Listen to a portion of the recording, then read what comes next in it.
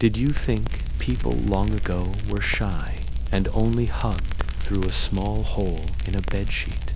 The next day, you might find judges asking for private body checkups in a court with special lookers who checked if your body part worked for getting married. Old-time loving was not a secret. It was a big show where church leaders had huge fun places and new couples needed people watching to see them join. One bad checkup could make you lose it all. Here is the scary truth about old-time loving that makes today's phone apps seem like a quiet. I have found proof of ways people lived that were so strange, so nosy, that they would make today's silliest TV shows look like a calm film about animals. It's the real, plain truth about how the people before us made private things into big shows that would scare people watching today. We are going to travel through 7 parts of old-time people's craziness. First, the bad dream of body tests, where your own body skills became proof in court. Then, the special checking where finishing a marriage needed some people watching. We will show how church leaders ran fun places while teaching about being good. You will find out why old-time doctors really ordered happy feelings. We will show the unsafe health wastes that were more dangerous than the sicknesses they fixed. You will learn of love drinks that needed scary things to make them an unsafe mixing. And last, the biggest public shaming punishments for cheating were Pershad town-wide shaming games. Each new fact will make you feel more thankful for today's secrets than you have ever felt before now. Let's begin with the most embarrassing court case in all of people's past. Old-time body tests, where your private skills became a show for all to see. Think about this. It is 1370 in York, England, the paper of the law. But here is what very few people know. This was not some weird one-time thing. This was the normal way of law all over old-time Europe. If your partner said you could not do married people duties, you would have a public test where failing meant you lost your marriage, your wedding money, and your good name in town. Imagine today's divorce court asking for private body shows in front of judges, body experts, and special lookers whose job was to check your own body's skills. That was justice in olden times. The looking room was a specially made courthouse room that was in big cities all over Europe. Picture a rock room with high-up windows, wood seats for the watchers, and a high spot where the person being tested would stand. The special lookers, who were usually skilled body doctors or baby helpers picked by the court, would come in wearing their official work pins. The way it was done was careful and scary. First, the person would be looked at while court people watched. Then, the real checking would start. The lookers would do very close checks using ways written down in court books. They had certain time rules, usually long checks that lasted for hours. The court writer would write down everything: body condition, how it reacted to touching, and how ready it was for marriage. The body experts would do close checkups, looking for body problems or signs of not working. All of this took place while judges, law helpers, and watchers saw it from their seats. The written down cases show the hard truth of thieves' tests. John Sanderson's problem was written in doctor words that point to big body troubles. His wife had started the test after 3 years of a marriage not made real, asking for money for the failed joining. In the year 1292, Walter Deontay had an even harder time. His wife wanted 3 differentia cups over 1 month, each one being more prying than the one before. The court papers show he did not pass all 3 tries, even with a doctor's help. But wait, it becomes worse. Pierre de Franville, in 1450, Paris, passed only on his 3rd try, but only after he took in safe plant drinks that could cause lasting harm or even kill him. The need to do well was so big that men would risk being poisoned instead of facing the town's shame of a failed test. The great need to do well in these tests cannot be said enough. Many tries were okayed by the rules, but each time you failed, it wrecked your good name more and more. Watchers were not just law people, but also body experts who would do the checks. The special lookers had certain wasif checking written in body books. Some used different ways of touching, others used changes in hot and cold, and some used simple tools that would be called doctor's tools today. The mind game pain was maybe worse than the body checking itself. Think of trying to show you are fine while standing in a courthouse with strangers all around you writing down your body's every move. Some men, it is said, fainted from worry. Others cried right there, and the court papers saved their shame in painful detail forever. Here is what most folks do not understand about the reasons for these tests. Marriage in olden times was mostly a money deal, and it had to be made real to be a true law. The church's idea from God said that making babies was the main point of being married. A marriage with no chance of babies was seen as not real. Church law, taken from old Roman rules, let a marriage be ended if one person could not do their part forever. Old-time doctors' thinking saw private troubles as either a sickness that needed fixing or a bad spell needing God's help. Doctors believed in tricky ideas about body juices, where wrong amounts could stop normal working. Women really had law-given rights to happy feelings in marriage, something that might shock people today. The church taught that both people had a duty to please the other when asked. A person who could not do their part was, for real, failing their law-given duties. Numbers from court papers show there were more than 200 body tests each 10 years in big cities like London, Paris, and Florence. The chance of keeping a marriage after being blamed was less than 30%. The town troubles went past just the 2 people. Whole family bonds could fall apart. Wedding money would be given back, and work deals would end. This makes today's marriage talks seem like a true gift from heaven. Today we see doctors' secrets a given. Your private doings are between you, your partner, and maybe your doctor. Nobody is doing checkups in a courtroom. No group of lookers is checking you by hand while writers take down notes. The medicines, tools, and things they can do today would have seemed like wonderwork to old-time people facing these tests. We have fully forgotten that private secrets are a pretty new idea. Think Ifura's own wedding night was a show for people needing watchers to see if it worked.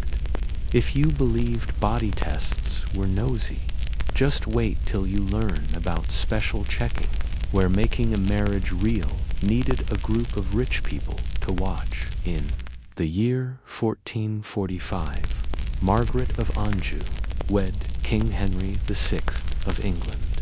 She was 15 years old.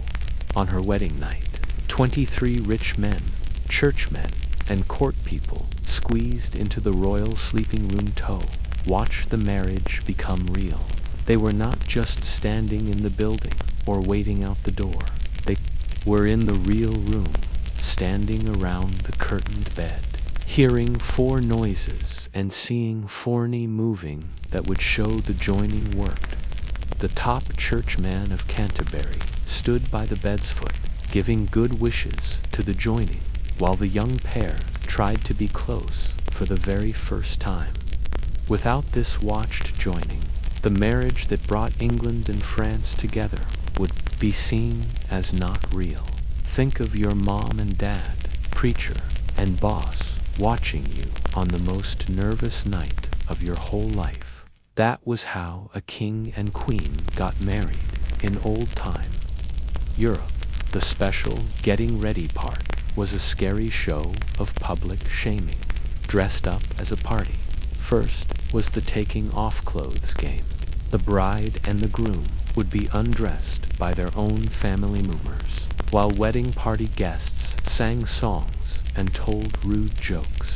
Every piece of clothing taken off was met with yells and not nice words. The bride's mother and her aunts would take off her dress, talking about her body being ready for having babies. The groom's male family members would undress him while telling jokes about his skills and giving him last-minute tips on how to do it. Then came the walk to the sleeping room. The couple would be walked through halls full of drunk wedding guests who would toss things at them. They said for having babies, but often just to be mean. They would be made to drink special wine with herbs, said to help them. They would eat special foods like oysters and sweet honey cakes, all while hearing never-ending talk from the people. The preacher would then give good wishes to the bed itself. Special prayers would be said for having babies, for the woman to get pregnant fast, and for the man to do his part well. The curtains around the bed would be pulled, but they were often so thin you could see shapes and moving. Watchers would find good spots around the room, some close to the bed to hear noises, others by the door so no one could leave before it was all done. The king and queen stories are the most written down and scary. When Catherine of Aragon married Prince Arthur in 1501, 6 very important rich men were needed to watch the joining. The man from Spain said he had to be there to make sure the deal between England and Spain was correctly finished. When Arthur came out from the sleeping room the next morning, he is known for saying he had been in Spain, and he wanted some ale because being married is thirsty work. If he really did finish the marriage, became a big fight between countries. Many years later, during Henry VIII's ending of marriage case, Louis XVI and Marie Antoinette's wedding night in 1770 was even worse. The top churchman of Reims stood in the bedroom with many French rich people while the young couple tried to get through their first close time.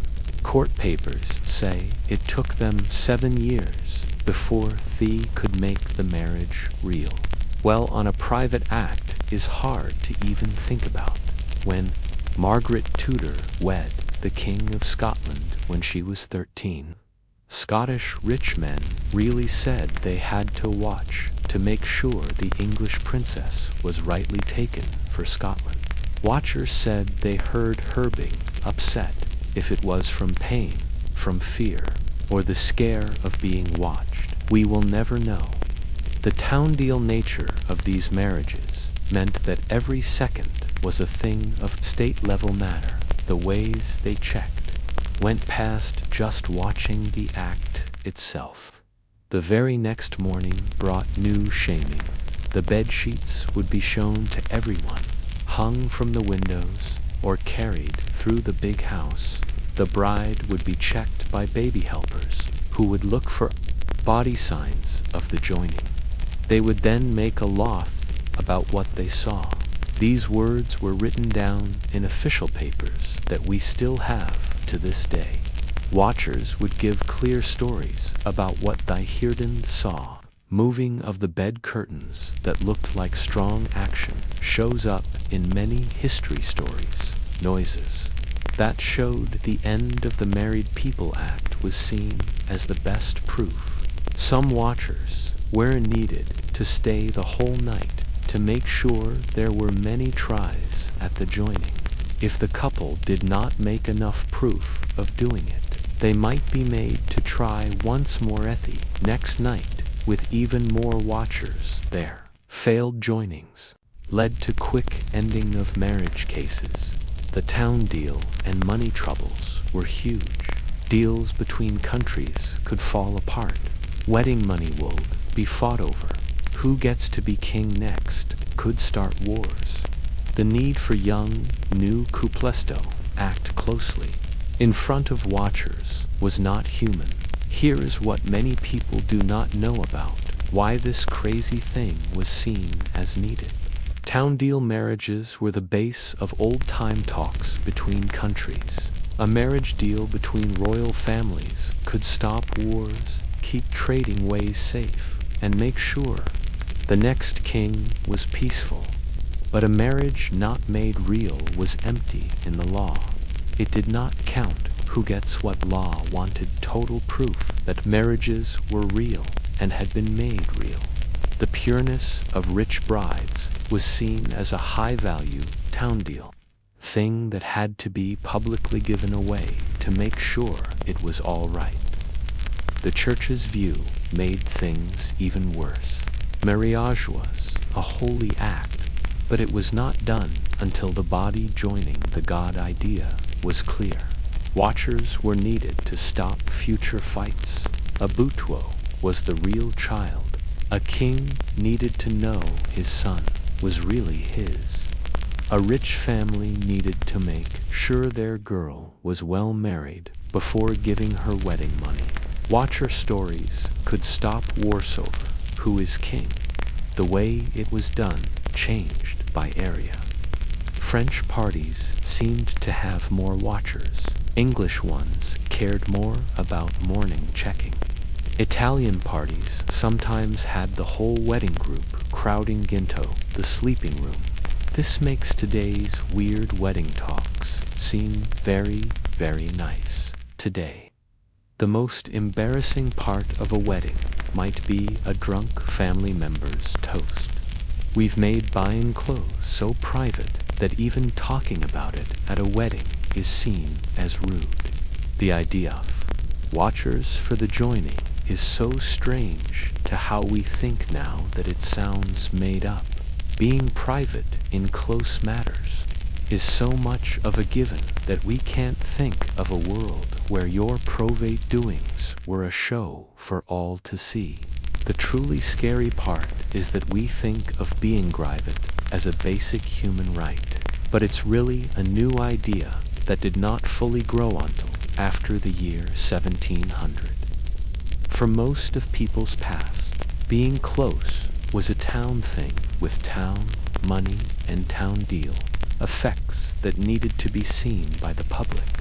Speaking of the church's part, imprivate things, wait till you hear about the church leaders who really owned fun houses. Here is where old-time life gets really, really crazy. The same church leaders teaching about being good down fun places with 1,000 workers. The church leader of Winchester did not just allow adult fun. He ran the biggest such place in old-time England. 18 different places just across the Thames River from London had over 1,000 women who were known as Winchester geese. These were not secret places. They had official signs, printed out price lists, and the church leader's family sign shone big right above the doors. The money from these places paid for the building and care of Winchester Cathedral. Every prayer said in that holy place, every song sung to God's wonder was really paid for by the fun for grown-ups business. The fakenesses so big it is hard for today's minds to get. The Winchester business was a smart money place. The places were not just any houses, they were buildings, made just for it, found in Southwark's Libertoft, the Clink, a spot under the church leader's own rule. The buildings had their own look, with big windows facing the road, where women would show themselves. The cardinal's hat was for higher class people, asking for topresses for clean women who were checked and found sickness-free by the church. Leaders, doctors, the church leaders' people kept clear records that are still here in church files. Weekly money report showed they made 20 to 40 pounds for each place, which is like hundreds of thousands in today's money. The permit system was very full of papers. Women needed official papers, made new each year for a price. They paid weekly sin money right to the church's money boxes. Special prices were paid for working on holy days, though adult fun was, by rule, not allowed during Lent, a rule most people broke by paying extra fines. The hiring system was very scary. The yearly goose fair was supposed to be a hiring fair for house helpers, but everyone knew what it was really for. Young women from the country would come looking for jobs, only to see the best paying spots were in the church leaders' places. Church people would look at women for how pretty and healthy they were, sending the best ones to the top places. The Bishop of Winchester's money plan became the guide for church-run fun all over Europe. Every deal was taxed, with the church taking what was usually 30 to 40% of all the money made. The church leaders, doctors, would do weekly body checks.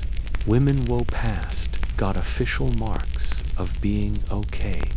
Those who did not were stopped from working until they were cleared, though they could pay money under the table to keep working. Guarding services were another way to make money. The church leaders, guards would walk the fun areas, stopping harm against the women for a price. They also, Medusa, paying people, paid their bills, working like old-time money. Women could buy into after-work funds, really like safety plans that would care for them when they were too old to work. Of course, not many lived long enough to get it. The Winchester business was not the only one. It was just the one with the best papers. In Avignon, the Pope's fun place worked right under Vatican's watch during the Avignon papacy. The building is still standing today, its Pope's family sign cut in rock above the door. Church papers show it had over 200 women at its busiest, with special rooms saved for visiting church v.i.p.s. German church leader places made, almost like chains all over the Holy Roman Empire. The top church leader of Mainz was in charge of like places in 6 other cities. These were not hidden places. They put up ads, openly fought for paying people, and paid their taxes right to the church's money chests. Spanish. Big church places were often built right into the big church area itself. In Seville, the big church's fun place was in a building joined to the church by underground halls. Preachers could visit without being seen by people. The women had to go to special church services, sitting in set spots, while being told about the things they would do. Later that night, many church meetings tried to fix things, but the money truth made changing it not possible. The Council of Constance in 1414 Tridto stopped church people from owning fun places. The church leaders who came brought with them a group of 700 women from that business. The try to fix it did not pass. The Council of Basel in 1431 sent out strong words against church people being in the adult fun business. The papers with the strong words were written in rooms over the city's biggest such place, owned by the town's church leader. The God idea reason for this clear fakeness shows the mixed-up thinking of old-time Christianity. Church fathers pointed to Augustine's teaching of such things as a bad thing that is needed, like sewers, not nice, but needed for a working city. Thomas Aquinas said that these services stopped worships like hurting people, cheating, and other bad things. By watching and ruling such things, church leaders said they were really keeping the town good. The money truth was more simple. The church needed cash. Big churches were not cheap. Church leaders lived like kings. Wars needed money. Fun taxes were money you could count on. Some history people guess that such money made up 20 to 30% off church money in big cities. The church leader of Winchester's fun business alone made in nomine each year to build a new church every single year. The money they made was huge. A normal deal might cost the paying person for pennies. The woman would get 1 penny. The place would get 1 penny for costs, and 2 pennies would go right to the church's money boxes. Times this by thousands of deals per week in hundreds of church-owned places, and you see why fixing it was not possible. The old-time church was really hooked on money from fun, but here is what very few people know. This was not seen as a very big bad thing at the time. The split between God power and money-making that we see as normal did not exist. Church leaders were big landowners, tax takers, and business runners. Owning fun places was just one more way to get money, like taking mill taxis or road money. The same church leader who spoke against bad ways on Sunday would look at his place's money on Monday without feeling like he was being a fake. The town control part was just as key. By controlling such things, the church controlled the town itself. They picked who could sell their bodies where, when, and for how much. They made groups of good versus not good sellers. They made dress rules that marked workers as not like proper women. The places became tools of town building, pushing men's wants into ruled, taxed ways. This makes today's church bad stories look very old-fashioned next to it. Today's God leaders, caught in bad spots, at least try to keep their acts secret. Old-time church leaders put their family signs on the place's doors. They did not just allow adult fun. They made it a big business, ruled it, and made money from it on a very big scale. The fakeness was not hidden. It was made part of the system at the very top levels of God's power.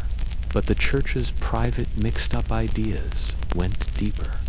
They really ordered happy feelings as doctor's treatment, but the church's private mixed-up ideas went deeper. Old-time doctors really ordered body happinesses, a doctor's need for making a baby.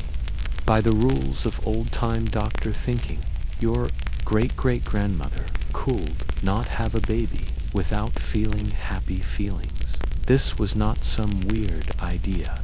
It was noun doctor fact, taught in big schools and written in doctors' textbooks. The two seeds idea said that making a baby needed parts from both people, and women only let go of their part during a top good feeling. If a woman could not reach that good feeling, she could not have a baby. This meant husbands were needed to get good at private ways. Doctors taught clear ways of touching, and baby helpers gave hands-on teaching to couples who had trouble. Old-time doctors were really ordering happy feelings many years before anyone knew bodies well. The doctor's idea came from the old Greek Dr. Galen, whose ideas were the boss of old-time doctoring. He taught that women had inside baby-making parts that made the woman's part for making a baby. Just as men let go of their part through happy feelings, women needed to reach a top good feeling to let go of theirs. The old-time doctor world took Fizmore, making fancy ideas about how a woman's body reacts. Hot way women needed other ways, fangled way ones. Wet juice women needed other positions than dry juice ones. The hard-to-understand part was like today's private teaching, but with no real reason in how bodies really are. Doctor books gave very, very clear steps to follow. The one most liked was the Trotula, a group of writings on women's health that had certain ways for getting a woman's happy feeling. Doctors suggested soft touching with sweet-smelling oils and close watching of soft spots. They wrote down the best positions: woman on top for cold bodies, sideways for tilted bodies, other positions for women with too much wetness. The doctor-like clearness is shocking from a time think knew nothing about how women's bodies react. Doctors made tools and ways that would Makatode's mind doctors blush. They ordered specially made warming tools, really old-time happy feeling gauges, made from smooth wood or ivory, plant mixes with mint, pennyroyal, and other warming plantsware put on before being close to make things feel more spubbing oils with cinnamon and pepper, whereas to make blood flow more. Some doctors suggested music to go with it, thinking some beach helped a woman's good feelings grow. The real-life uses of this idea made a weird doctor's job. Baby helpers became private coaches, teaching couples bedroom ways with shocking openness. They used books with pictures showing positions made to give women the most joy. They showed handways on cloth dolls. Some even had watched practice times where they would coach couples through being close, giving real-time tips on speed, push, and place. Plant-based help aids for women Beckham, a big doctor's market. Mixes had ground up pearls in wine, powdered fancy things in honey, and drinks of mandrake root. Rich women paid a lot for baby-making aids that were really old-time pleasure tools. Cut jade things for muscle work, pearl-covered extras for touching, and even simple washing tools filled with feeling herbs. The doctor world said all of this was needed for baby-making health. Case stories from doctor books show the doctor-like way of fixing female private problems. One doctor wrote of fixing a shop owner's wife who had not had a baby after 3 years of marriage. His order had daily private rubbing with warm oils, eating of warming foods like ginger and cinnamon, and teaching for her husband in right ways to bring out the woman's delight. After 2 months of fixing, she had a baby. The happy feeling was given the praise for the good result.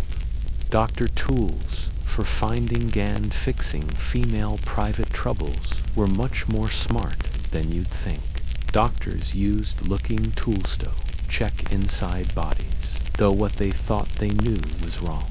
They made feeling tests using feather sand warm sticks to check for feelings. Some even made simple soundback tools, empty tubes put on the outside to make sounds louder that would show good feelings. The doctor way of female joy was total. The church's view on all this made for mind-twisting mix-ups. Joy for its own sake was asin, but joy for making babies was a must. Confession hearers had to walk a very hard line, speaking against women who liked being close too much, while also speaking against those who did not like it enough to have a baby. God idea fights raged on if feeling joy during baby-making Medethi child that came out more sinful. Some said that children made through a woman's happy feelings would be more wanting. Others said the other way, that joyless baby-making made bad children. Confession books show the very hard spot this put women into. They were meant to tell of liking buying close as a sin, but not liking it enough to get a good feeling was also a problem. One book told preachers to ask women if they reacted right to their husband's tries and if they felt the letting go needed for making a baby. Women who said they faked happy feelings to stop unwanted closeness were told they were stopping God's plan for making babies. The mix-ups between doctors' tips and God's rules made a secret market of private knowledge. Baby helpers would, in secret, teach what preachers in public spoke against. Doctor books were passed around in nun houses where nuns gave baby-making health help. Women shared baby-making secrets that were really happy-feeling ways dressed up as baby-making fixes. The main way of life spoke against female joy while the doctor world needed it. Here is what very few people know about the reasons for these ways. Old-time doctoring was not just ideas. It was based on thousands of years of watching things just seen through wrong ideas. Women's doctor helpers had seen links between private happy feelings and having babies. They just told of it through juice theory and not body chemicals. The money need for sons and daughters drove this doctor focus on female joy. Rich families needed real children to keep family lines going. Shop owner families needed sons for business too. Go on. Even poor families needed children for farm work. Not having babies was a money mess. If doctor theory said female happy feelings were needed for having a baby, then female happy feelings became a doctor's main goal, no matter what God's rules said. The man-woman split of doctor knowledge also had a part. Male doctors wrote the ideas, but female helpers gave the real care. These women had many family lines of real knowledge about female bodies and healthy work that they wrote in doctor words to make it okay. Teaching a woman to get happy feelings wasn't full. Giving warming fixes to help have a baby was doctors' care. This makes old-time doctors seem more ahead of their time than doctors in the 1950s. Victorian doctors would later say that proper women did not feel private joy at all. Early 20th century doctoring made female happy feelings a sickness called hysteria. Old-time doctors, with all their wrong ideas, at least said female private reaction was important for health.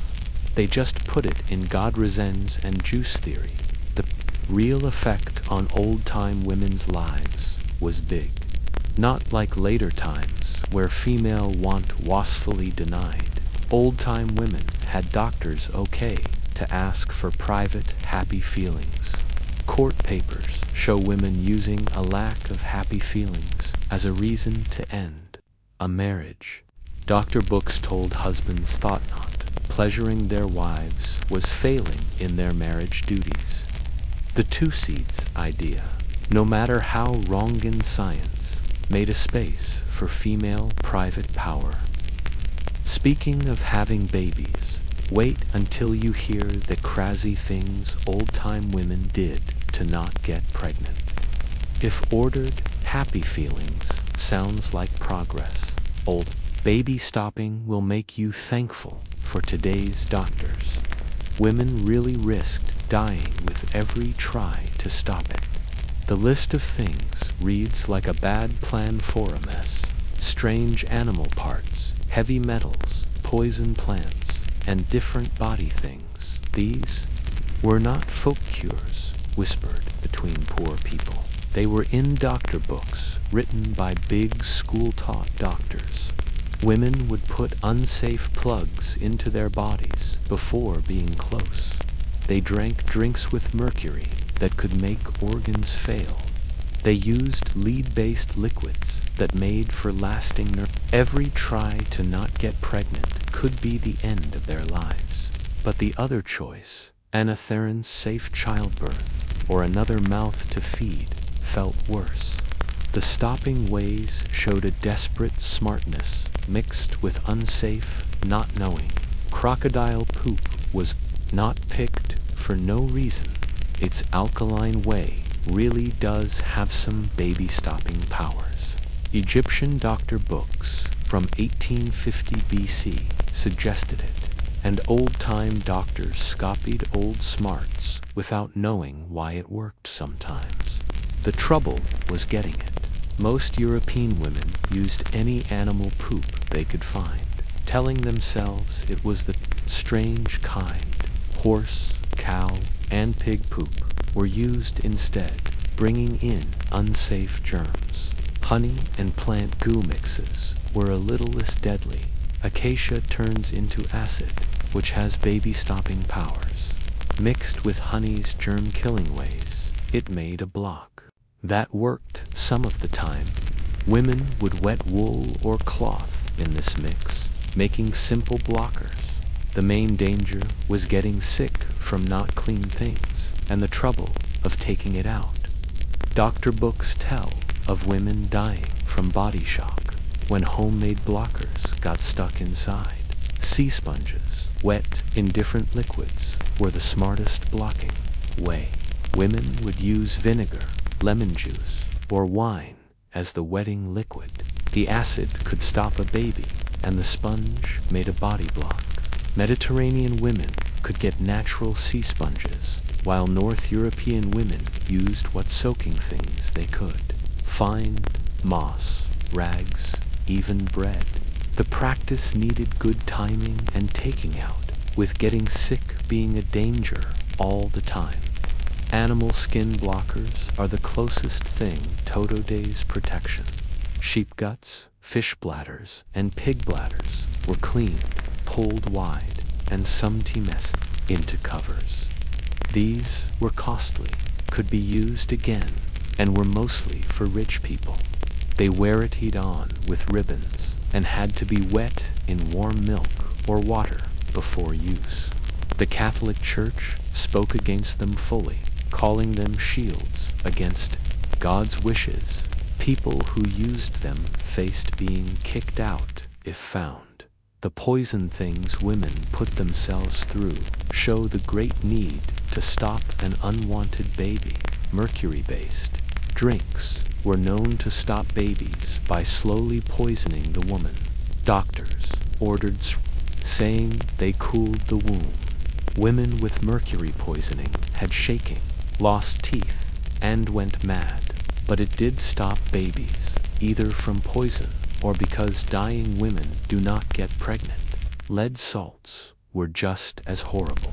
Women would drink liquids with lead things known as sweet sulfur. How they taste. Others used lead-based private parts applications.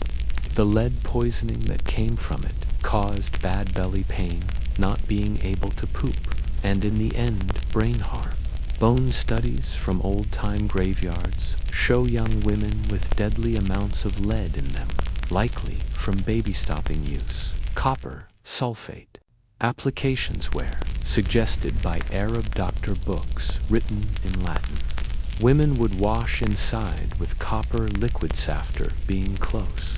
While copper does have baby-stopping powers, the amounts used caused bad chemical burns. Doctor books tell of women with lasting scars and sickness from these treatments. The plant mixes were a bit safer but could still kill. Pennyroyal tea could stop a baby from sticking but also caused liver failure. Rue, Queen Anne's lace, and tansy were used a lot, but needed just the right amount. Too little did not work. Too much would kill. Women shared recipes, like 7 seeds of Queen Anne's lace, chewed each day, or rude tea drunk during their period. The line between baby stopping and poison was paper thin. The magic ways seemed silly, but were seen as real by women in great need. Weasel. Baby-making organ charms were worn around the leg during closeness. The organs had togue taken during certain moon times and kept safe in honey. Mule ear wax mixed with honey was putinsup. Mules, being unable to have babies, made their ear wax a baby stopper by magic that is alike. Dead baby hands, best from babies not baptized, were worn as charms. The secret market in baby dead bodies for baby stopping magic was written down in a few witch cases. Monthly blood rituals held a weird spot between magic and early science. Women would save their monthly blood, dry it, make it a powder, and in secret give it to their husbands in wine or food. The ideas that eating a woman's being would make a man less strong. Some women burned their used monthlyrics, dust as private part plugs. Others thought that being close during their period would stop future babies, a way the church spoke against as a very bad sin.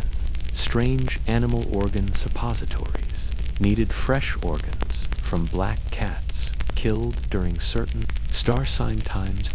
The organs would be dried, ground up, mixed with herbs, and made into plugs. The link-off cats with witch ways made this very unsafe.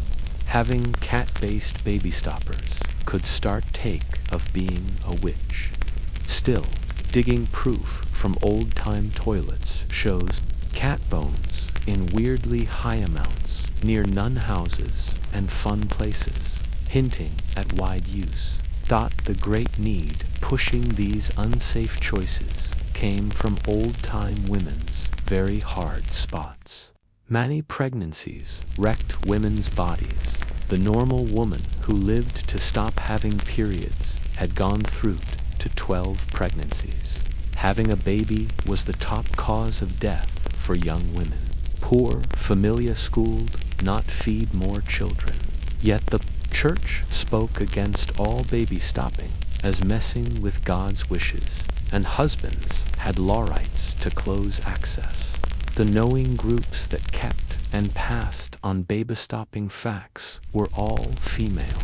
Baby helpers passed recipes to learners. Wise women sold herbs and how-tos. Workers in the fun business shared work knowledge. Nun houses, funny enough, become hubs of baby stopping skill. Nuns who gave doctor care needed to know what women in need might have tried. This, under the table market of baby-making knowledge, worked even with hard law and God rules against it. Men not wanting to practice pulling out made much of the baby-stopping weight. While pulling out was also spoken against by the church, it at least did not risk poison. But men who said no to this simple way forced women into more and more unsafe choices. Court papers show women begging husbands tospel seed outside and being hit for the idea. The man-woman power of baby-stopping duties has not changed as much as we might wish. Baby helper groups ran smart supply lines for baby-stopping things. They brought in strange things from far lands, got certain herbs during the best seasons, and kept recipes that tried to work well while still letting one live.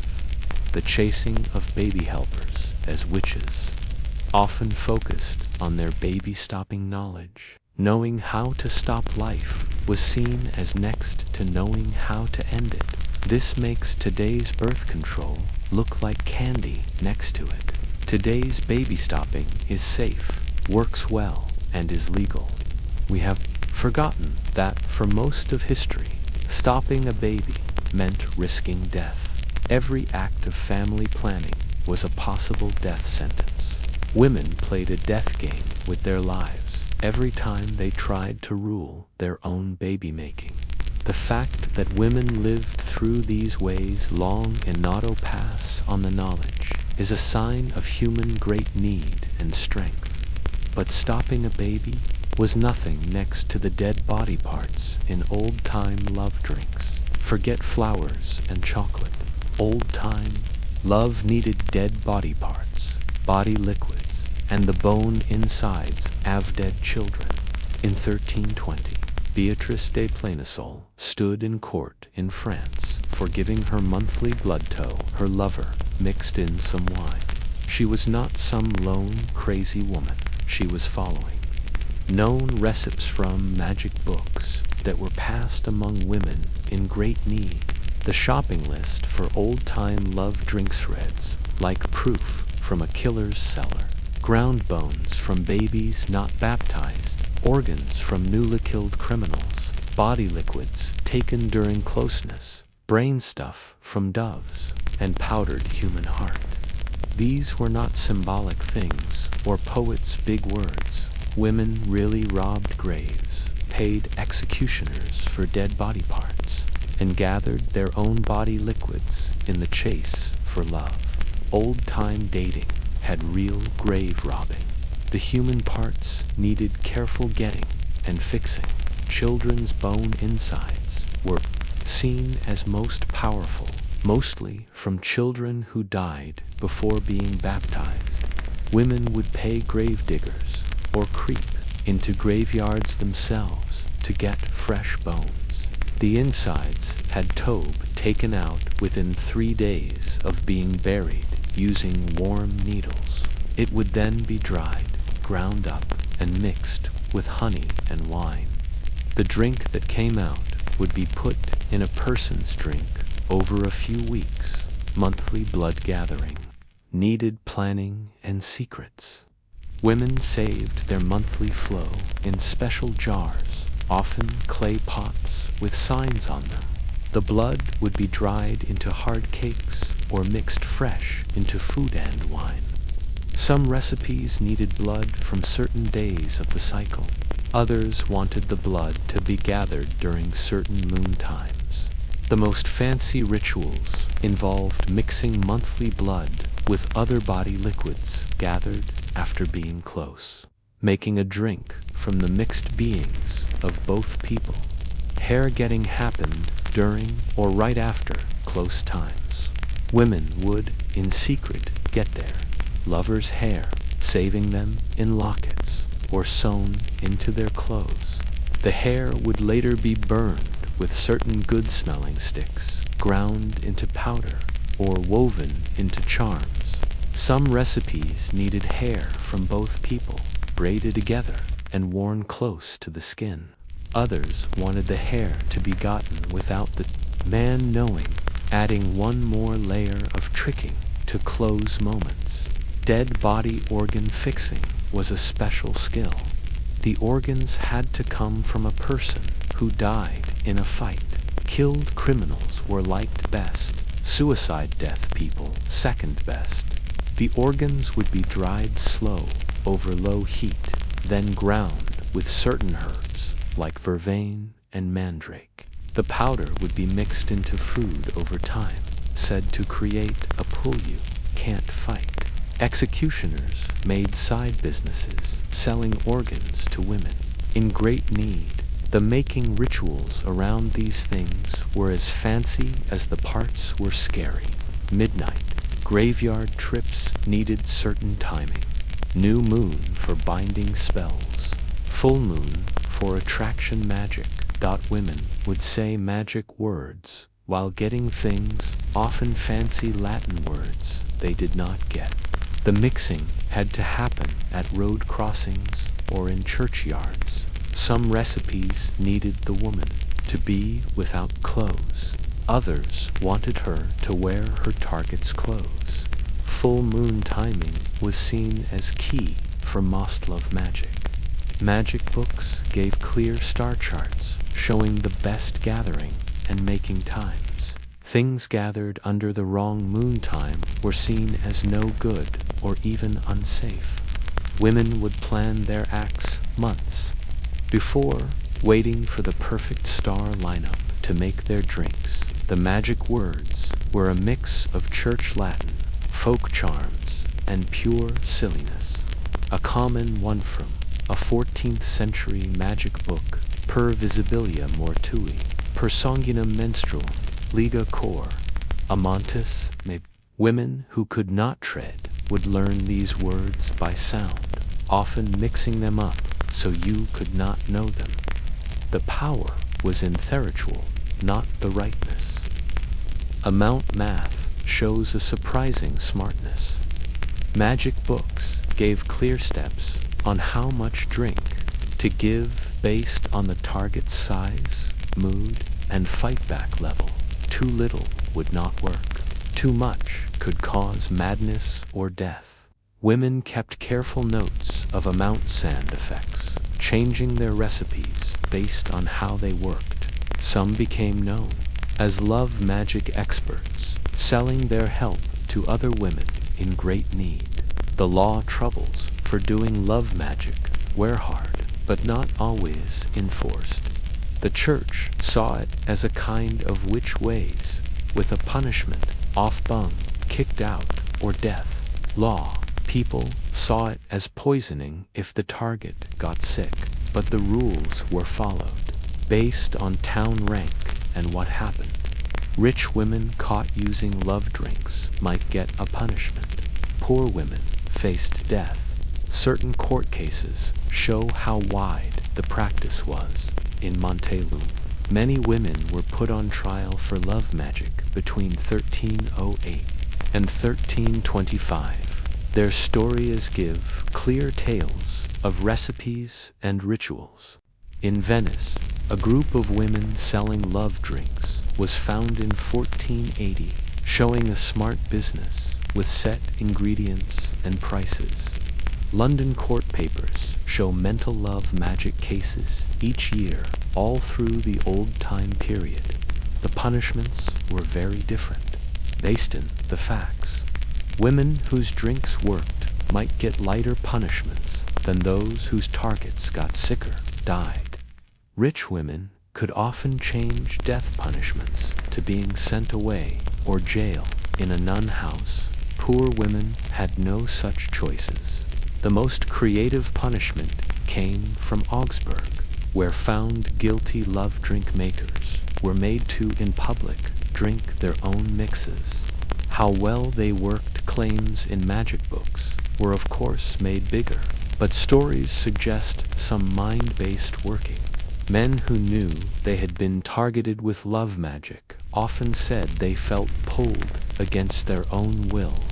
The mind effect with power of hinting made real changes in how they acted. Some working cases might just have been B-chance. The target was already keen, and the drink gave the push to act. Victim stories from court papers give a look into the effects. Men told of feeling strangely palato women they did not notice before. They told of body feelings, fast hearts, not being able to focus, not right arousal. If from real poison, mind hinting, or the nocebo effect, targets felt real distress. The great need pushing women to these far-out acts shows the hard truths of old-time marriage markets. Women had few choices for money, safety, outside of marriage. An unmarried woman past her best years faced being poor and a town outcast. A widow marrying again was often the only choice other than having nothing in this world. Grave robbing for love drink parts seems less crazy than it seems practical. The money reasons went past just staying alive. Marriage to a rich shop owner or small rich man could change a woman's whole family's life. The change between marrying a good craftsman versus a workman the change between comfort and hunger. Love drinks were bets on money, future's worth, the risk of being killed. Old-time tradition shaped old-time love magic a lot. Ovid's Art of Love told of different drink sand spells. Greek magic books gave guides that old-time magic book writers copied and changed. The Linkto old-time power gave love magic a thin coat of being proper. If old poets wrote of it, how bad could it be? Folk doctoring and love magic crossed over a lot. Many things in love drinks had real doctor uses. Dove's blood was used to fix epilepsy. Human bone insides were in cures for joint pain. This crossing over let women get things for doctor reasons. A medicine seller selling dove brains for headaches could not know they would end up in love drinks. The man-woman power of love drink use istalin, while both men and women used love magic. Court cases mostly targeted women.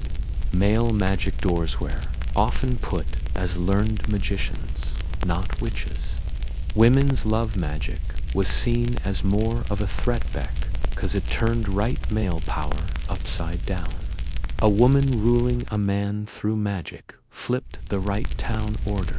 Church views on love magic were tricky and mixed up.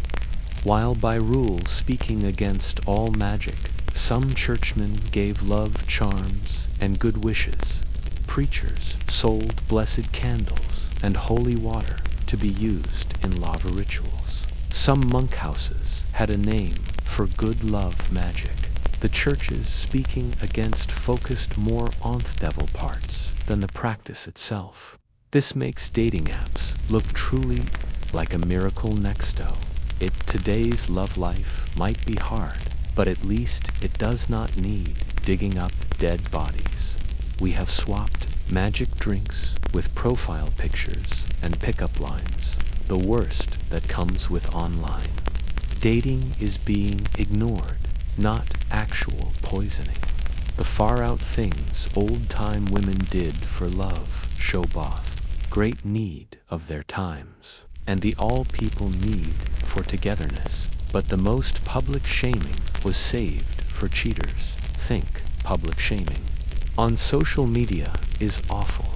Old-time cheaters were walked naked through town with the woman holding a rope tied to her lover's privates.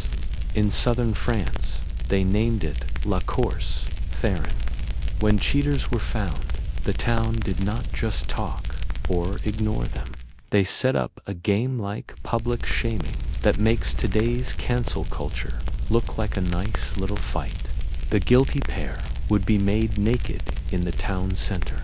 A rope or leather string would be tied around the man's privates, with the woman made to hold the other end like she's walking a dog.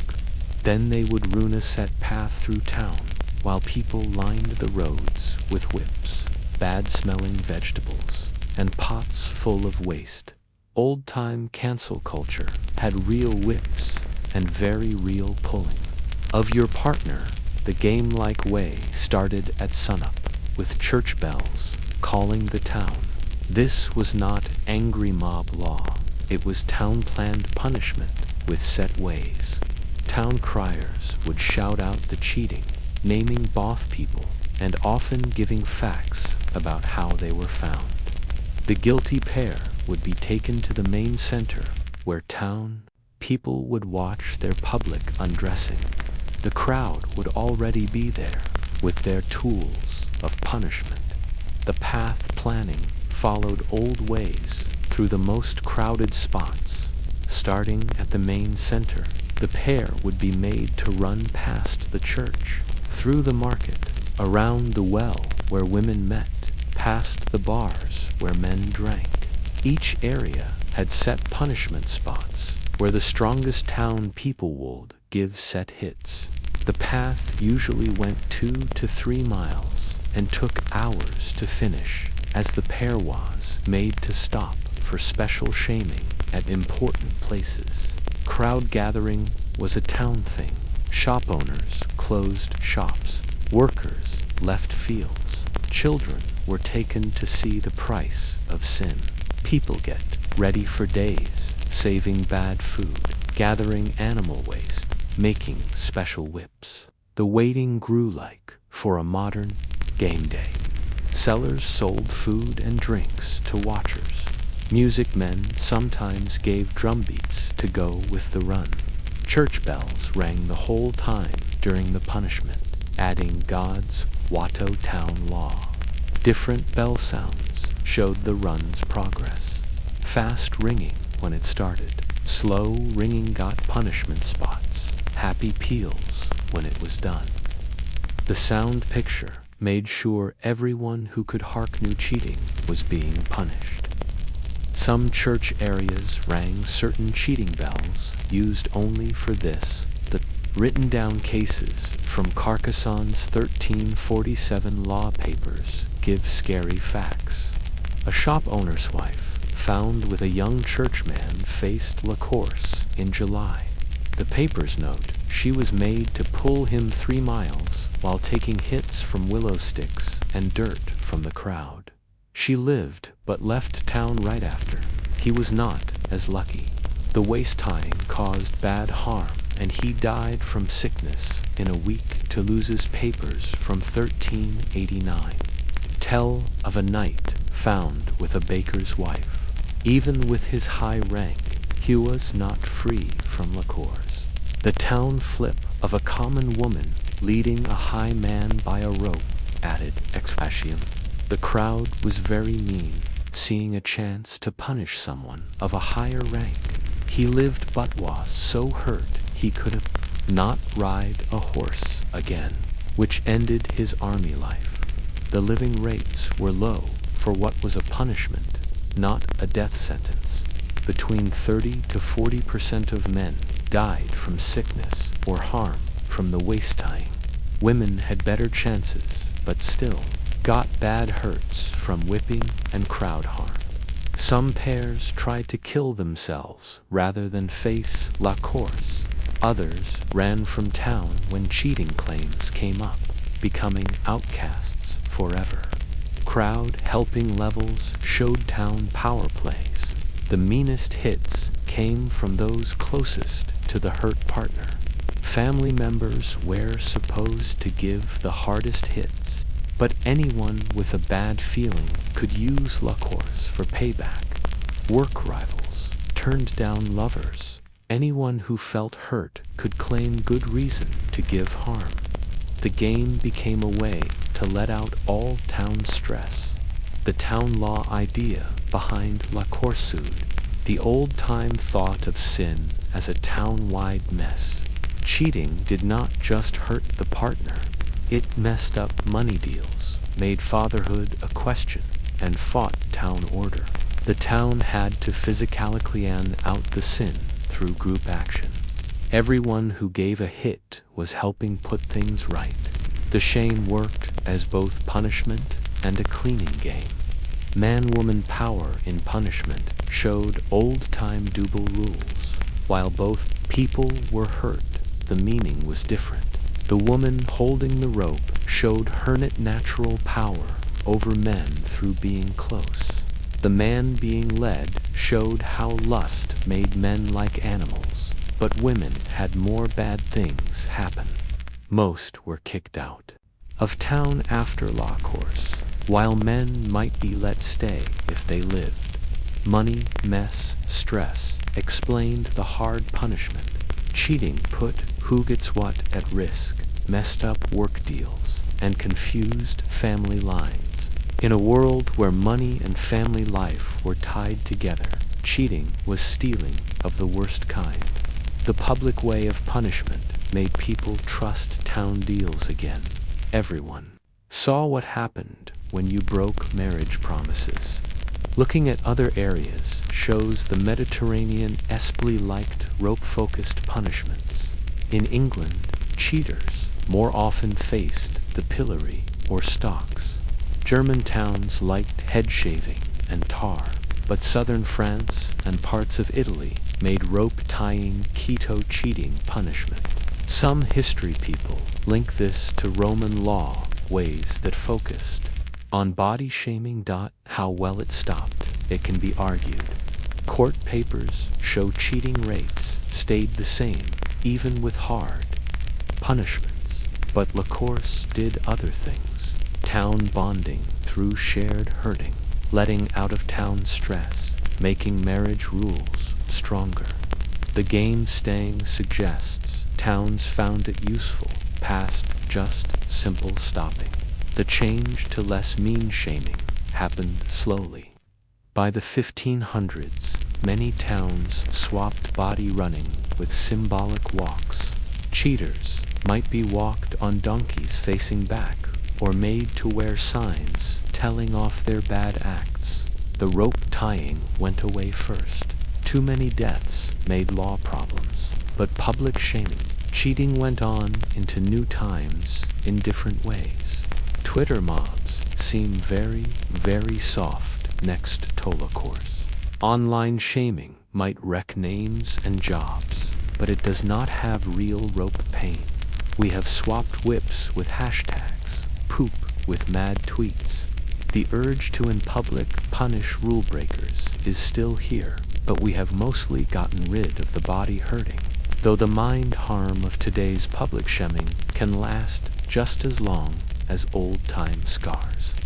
After seeing the bad dream of body tests, where judges check men's skills in court, the scare of special checking, where rich people watched newlywed, it real, the fakeness of church leaders running big fun places, the doctor's ordering of private teppy feelings for baby making, the deadly risks women took with unsafe baby stoppers, the grave robbing needed for love drinks, and the ropelish walks for cheaters. One thing becomes very clear.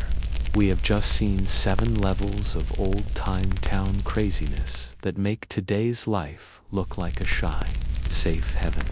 We have seen judges checking skills in court while special lookers tried to see if they were fit for marriage. We have watched rich families crowd into sleep rooms to check royal joinings. We have shown church letters counting fun profits while teaching good morals from church stands, paid for by those same acts. We have found doctors ordering happy feelings as a doctor's need, while preachers spoke against joy as a sin. We have shown women risking death with mercury liquids and strange animal parts. We have found fed dead body, robbing truth of love drinks, needing dead baby bones. And we have seen the biggest public shaming off rope-leashed cheating runs through yelling crowds. The final new fact is this. Old-time people were not sexually shy folks, hiding their wants behind God's rules. They made being closivreon's business in ways that would scare today's world. Your private doings could be by law checked in court. Your wedding night needed watchers. Your church leader might own the fun place Yowen to. Your doctor would order happy feelings while your preacher spoke against it. Every part of buying clothes that we think is very private was in public ruled, watched, written down, and judged. Being private, as we know it, just did not exist. The idea that what goes on in your bedroom is no one else's business would have seemed crazy to old-time people. Being close had money effects. Not real marriages messed up who got what. It had town deal results. Unjoined royal weddings could start wars. It had town effects. Cheating dirtied whole towns. It had doctor meaning. Happy feelings were needed for having a baby. It had God meaning. Every close act was up for God's say. In this world, of course, being close was public. How could a thing so key be left to private choice? The change from public closeness to private loving is one of the biggest changes in people's past. We have gone from skill checkups in courtrooms to Dr. Person's secrets, from watched joinings to honeymoon rooms, from church leader-owned fun to illegal adult businesses, from ordered happy feelings, toad-kneed female want, and back to knowing it again, from deadly baby stoppers to safe birth control, from dead body part love drinks to dating apps, from rope leash cheating runs to, well, we still in public shame people for cheating, just without the rope tying. But here is what these old-time washo about a never-changing human way: the want for private, happy feelings, the need for love's connection, the urge to rule baby-making, the habit to in public punish rule breakers. These same things last through the years. Only the ways change. Old-time people were not at their core different from us. They just lived in a world where being private had not been made up, where being close was town stuff, where your body could become a public proof. The town control part is very telling. By making closeness public, old-time towns could rule it fully. Today's privacy gives us freedom, but also being alone. We have swapped town shaming for private worry. Instead of body tests, we have doing it worry. Instead of watched joinings, we have wedding night stress. Instead of public cheating punishment, we have private relationship breaking. The public part is gone, but the human feelings are still here. What this shows about watching culture is scary. Old-time people were okay with total private watching Beckys. They had no idea of being private. We are on our own, making new kinds of watching through social media, dating apps that watch our likes and digital steps of our private lives. In some ways, we are going back to a world where being close is everyone's business, just on a screen and not in person. Next time you whine about weird dating, think of the other choice, which had grave robbing for love drink parts. When today's baby stopping seems like a pain, be happy you do not need strange animal parts. If you have doing it worry, at least it is not being written down by court writers. When your wedding feels stressful, be thankful family is not watching the joining. If your doctor seems nissy, at least they are not ordering public skill checkups. The good things we see as normal would seem like wonders to old-time people. Being private in close things, safe and legal baby stopping, doctor secrets, love-based, relationships without money, need, the right to private self-rule, freedom from public shaming for private choices. These are not old rights. They are new ideas that took years to grow. We should be thankful for today's doctoring that does not need dead body parts or deadly drinks, for law ways that do not check our bodies in public, for churches that do not own fun places, for doctors who know bodies past wandering wombs and to see its ideas, for baby stopping that will not kill us, for love based on shared liking, not money need, for cheating punishments that do not have rope pain. The old-time world shows us the bad. Dream of closeness without being private, but also the all-people truth of human private nature. People have always wanted happy feelings, connection, and rule over baby making. They have always had to deal with doing it, worry, relationship trouble, and town, say dash. So the old-time fixes were in public mean, but the problems were deeply human. So, subscribe to see more Ascori history truth that your teachers, for sure, did not. Say, comment your most shocking new fact. Was it the skill checkups, the church leader, fun places, or the rope leashes? Like if you are thankful for today's privacy, and the nice fact that your private life is no one's business but your own.